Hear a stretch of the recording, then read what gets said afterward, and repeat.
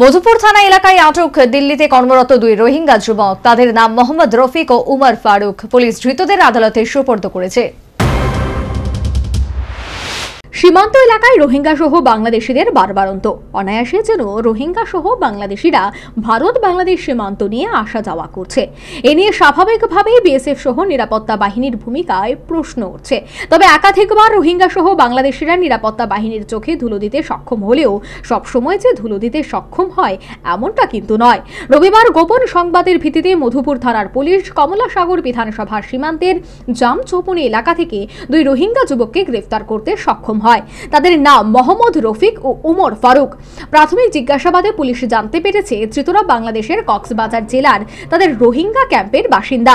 দিল্লিতে ধৃত দুই যুবক একটি প্লাস্টিক কারখানায় কাজ করত। সেখান থেকে রেলযোগে আগরতলা রেল স্টেশনে আসে এবং সেখান থেকে অটোতে মধুপুর পর্যন্ত আসে।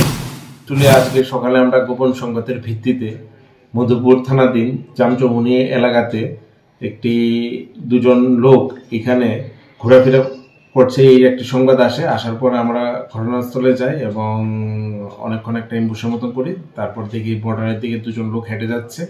সাথে সাথে আমরা ওদেরকে ডিটেন করি এবং জিজ্ঞাসাবাদে বলেন যে তারা রোহিঙ্গা, তারা এখানে বাইরে থেকে এসেছে এবং এক বর্ডার ক্রসিং এর জন্য এখানে দিয়ে বর্ডারের দিকে অগ্রসর হচ্ছে। কি নাম স্যার তাদের?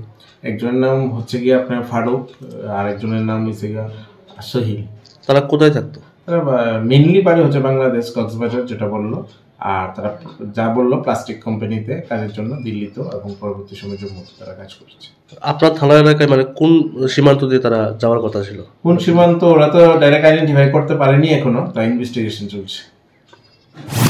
মধুপুর থানা এলাকায় আটক দুই রোহিঙ্গা যুবককে পুলিশ আদালতে সোপর্দ করেছে। তবে এই ঘটনায় রাজ্যের বাসিন্দা টাউটরা যে জড়িত তা অনেকের সন্দেহ।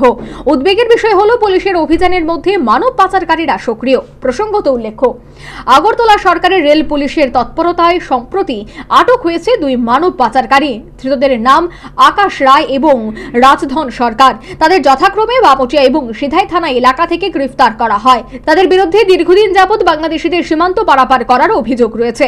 পুলিশ ধৃতদের আদালতে সোপর্দ করেছে। Bureau report, news vanguard.